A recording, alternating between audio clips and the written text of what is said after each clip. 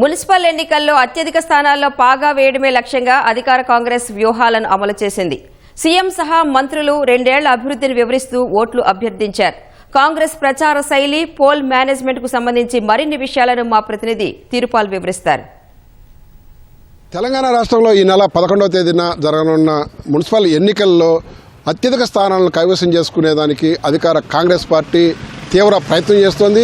క్షేత్రస్థాయిలో ఉన్న స్థితిగతులపైన పూర్తి స్థాయిలో సర్వే నిర్వహించింది. పార్టీకి ఎక్కడెక్కడ బలం ఉంది, ఎక్కడెక్కడ బలహీనంగా ఉంది, అక్కడ బలహీనంగా ఉన్న చోట పార్టీ పరంగా ఎలాంటి వ్యూహాలతో ఎత్తుగడలతో ముందుకెళ్లాలి, ప్రత్యర్థి పార్టీలైన బీఆర్ఎస్ బీజేపీలను ఏ విధంగా ఢీకొనాలి తదితర అన్ని అంశాలను కూడా పూర్తిగా పరిగణలోకి తీసుకొని వ్యూహాత్మకంగా ఒక కార్యాచరణతో ముందుకెళ్తుంది. అందువల్లనే గడిచిన వారం 10 రోజులుగా ఈ మున్సిపల్ ఎన్నికలకు సంబంధించి కాంగ్రెస్ పార్టీకి సంబంధించి పార్లమెంట్ల వారీగా ఇన్ఛార్జీలు నియమించారు. పార్లమెంట్లో వారీగా ఇన్ఛార్జీల్లో మంత్రులు ఉన్నారు, అదేవిధంగా సీనియర్ నాయకులు ఉన్నారు. వీళ్ళంతా కూడా గడిచిన వారం 10 రోజులుగా క్షేత్రస్థాయిలో మకాం వేసి మున్సిపాలిటీల వారీగా ఇన్ఛార్జీలతో అదేవిధంగా అక్కడ ఉన్న స్థానిక నాయకత్వంతో సమన్వయం చేసుకొని ప్రచారం నిర్వహించారు. గడిచిన 2 సంవత్సరాలుగా కాంగ్రెస్ పార్టీ చేసిన అభివృద్ధి సంక్షేమ కార్యక్రమాలను గడపకు తీసుకెళ్లి ప్రచారం నిర్వహించారు. గడిచిన 10 సంవత్సరాలుగా బీఆర్ఎస్ పార్టీ అధికారంలో ఉన్నప్పటికీ కూడా మున్సిపాలిటీల పురోగతి ఎక్కడికక్కడే ఉంది.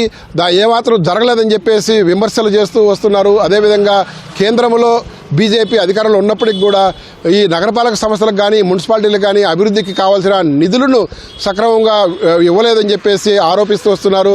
మరొకవైపు ఏదైతే రాజ్యాంగబద్ధంగా ఇవ్వాల్సిన 42% కూడా పూర్తి స్థాయిలో ఇవ్వకపోవడం వల్ల రాష్ట్రంలో అభివృద్ధి కుంటుపడిందని చెప్పేసి బీజేపీ పార్టీ పైన అధికార కాంగ్రెస్ పార్టీ విమర్శలు చేస్తూ వస్తున్నారు. ఈ విధంగా అట్లా బీఆర్ఎస్ వైఫల్యాలను, ఇటు బీజేపీకి సంబంధించిన అవరోధాలను, ఇబ్బందులను, వైఫల్యాలను ఎండగడుతూ ముందుకు వస్తోంది. అయితే గడిచిన వారం 10 రోజులుగా కాంగ్రెస్ పార్టీ తమకు అనుకూలంగా ఓటర్లను మార్చుకోవడానికి విశ్వ ప్రయత్నాలు చేసిందని చెప్పవచ్చును. ఎక్కడా కూడా లోటుపాట్లు లేకుండా, లోపాలు లేకుండా, నిర్లక్ష్యం లేకుండా ఈ యంత్రాంగవంతం కూడా పూర్తి స్థాయిలో పనిచేసిందని చెప్పేసి చెప్తున్నారు. ఈవేళ ఉదయము ముఖ్యమంత్రి రేవంత్ రెడ్డి అధ్యక్షతన జరిగిన జూమ్ మీటింగ్లో కూడా మున్సిపాలిటీల వారీగా, పార్లమెంట్ నియోజకవర్గాల వారీగా ఆయా ఇన్ఛార్జీలతో ముఖ్యమంత్రి స్వయంగా మాట్లాడి అక్కడున్న పరిస్థితులన్నిటి కూడా అడిగి తెలుసుకున్నారు. ఎక్కడెక్కడ బలహీనంగా ఉంది, అక్కడ స్థానిక నాయకత్వంతో ఏ విధంగా ఈ పోల్ మేనేజ్మెంట్ నిర్వహించాలి, ఓటర్లు పోలింగ్ స్టేషన్కు వచ్చే వరకు కూడా స్థానిక నాయకులంతా కూడా సమన్వయం చేసుకొని పోలింగ్ పర్సెంటేజ్ పెరిగేదానికి చూడాలని చెప్పి కూడా స్పష్టం చేసినట్టుగా తెలుస్తోంది. కెమెరామెన్ కేవీ రావుతో తిరుపాల్ రెడ్డి, ఈటీవీ న్యూస్, హైదరాబాద్.